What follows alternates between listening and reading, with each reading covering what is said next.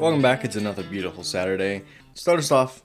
There has been a lot of complaining in the last week in the gaming industry, and honestly, I think a lot of people just don't enjoy video games. This is my grand conspiracy theory, and it has been for a while, that it seems like people will complain about any and every video game they ever play these days, and then they just say like, oh yeah, they don't make games like they used to. And every time I go, have you considered that you just don't enjoy video games anymore, or that it's not a hobby for you, and you just have nostalgia? That's my conspiracy theory, because and then to top it off, there's a lot of people in gaming that are complaining about games that have 100 hours of content. I'm like, we live in a time where we need maximum value for our purchases. And why would we complain about having our purchase bring us 100 hours of content to go out and explore? It seems like an insane thing to me to complain about.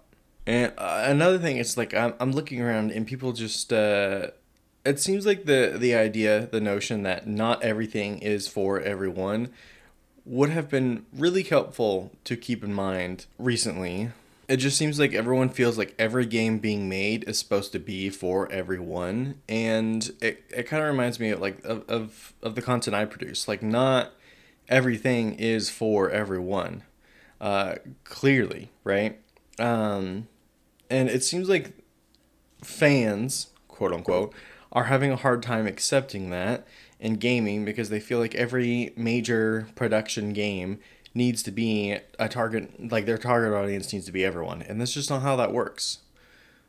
And it's just been frustrating me recently, and particularly because there's this new game called Avowed that came out, and I think it's a great game. I love it. I can't stop playing it, and yet the hate for this game is insane.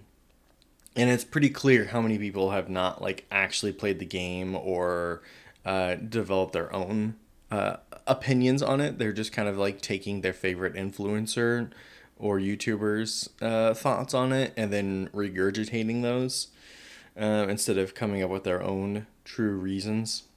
And maybe I'm just awful at being critical, but also I think it's just more accurate to say that I'm just easily pleased, maybe. I'm able to, like, especially when it comes to games, I'm able to just sit back and enjoy them. I'm not capable of being particularly critical of those of that medium. Same with like movies. It's pretty hard for me to say that a movie is not good. I don't know what it is. It's just that's not those aren't mediums that I like to be particularly critical. Um, yeah, that I like to be critical in. So I don't know. This has just been on my mind a lot this week, and I wanted to get it off my chest because I didn't really have anyone else I felt like that I could share this with me that were directly like plugged into this particular issue. So I'm using my podcast to get to do that. Anyway, we're gonna move on from gaming. Been listening to a lot of soundtracks lately, like movie soundtracks, and in terms of movies with soundtracks that are more about the vocals with original music rather than instrumental, I genuinely think there are some that are like some soundtracks that are in a league of their own. And I really do mean not Disney, not not any musicals. And two of those movies that I would like to point to are the Barnyard movie, that soundtrack, which I did a whole episode on already. That soundtrack is incredible, and unironically, I have listened to that soundtrack multiple times this last week. I don't know what it is about it.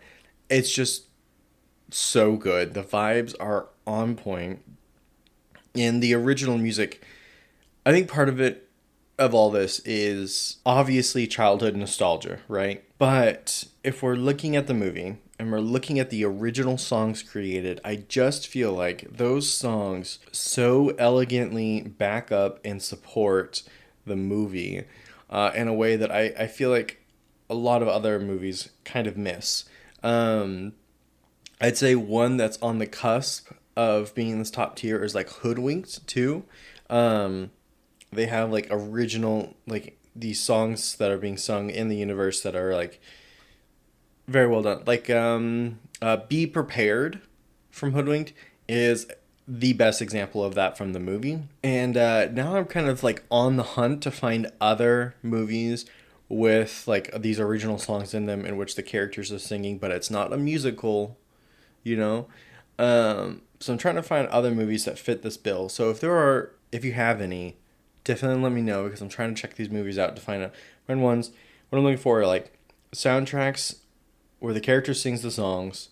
It's not a musical, not Disney, and that the song like supports the story or the scene in some way. The third and last thing, other than all of the content I've been producing, that's and what's been on my mind, Rooster Teeth, which announced that they were coming back a couple of weeks ago, has been frequently on my mind this week. And if you don't know Rooster Teeth, it's an internet media company. They did have YouTube channels, podcasts, movies, several animated shows, live action web shows. Oh man, they had so much going on. And they grew from 6 people in an apartment to 400 plus people, and owned by Warner Brothers, who ultimately shut them down. Now, there hasn't really been any news that's made me like keep them at the forefront of my mind. But it's kind of just something that just constantly sticks around in my head as I'm waiting to find out like what projects might get announced for it, and what the new owner might choose to do. Now, the new owner, his name is Bernie Burns. He bought it with his wife, Ashley Burns. And Bernie is actually one of the original founders of this company. And growing up, I thought they were the coolest group of guys ever. I wanted to work with them since I was a child. It was like a childhood dream to work at Rooster Teeth. I always admired and I've always been a fan of their productions and their effort and all the work they put into it. They're probably like one of 3 groups of creators that I've ever financially supported, if that says anything about how much I love Rooster Teeth. So, anyways, I don't really have it. There's no news, so it's not like there's really anything for me to share.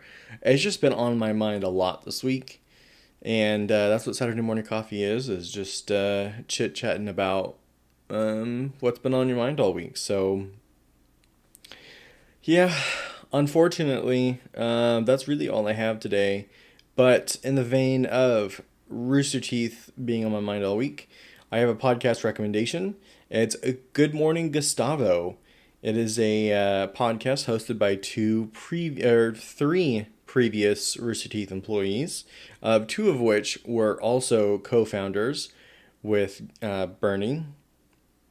And the vibe of it is kind of just like an old man podcast talking about nothing whatsoever. I mean, there have literally been times where they've talked about, for the entire episode, like the Austin real estate market and just how they've seen it change in the last several decades. But it is the perfect podcast to just chill out and listen to a bunch of old men talk about something. Anyways, that leaves us off for today's episode. It's a little off this week just because I have been a little bit more inundated with some content stuff behind the scenes, trying to get ahead a little bit. So hopefully returning to normal, and we've got some big changes coming across everything here pretty soon.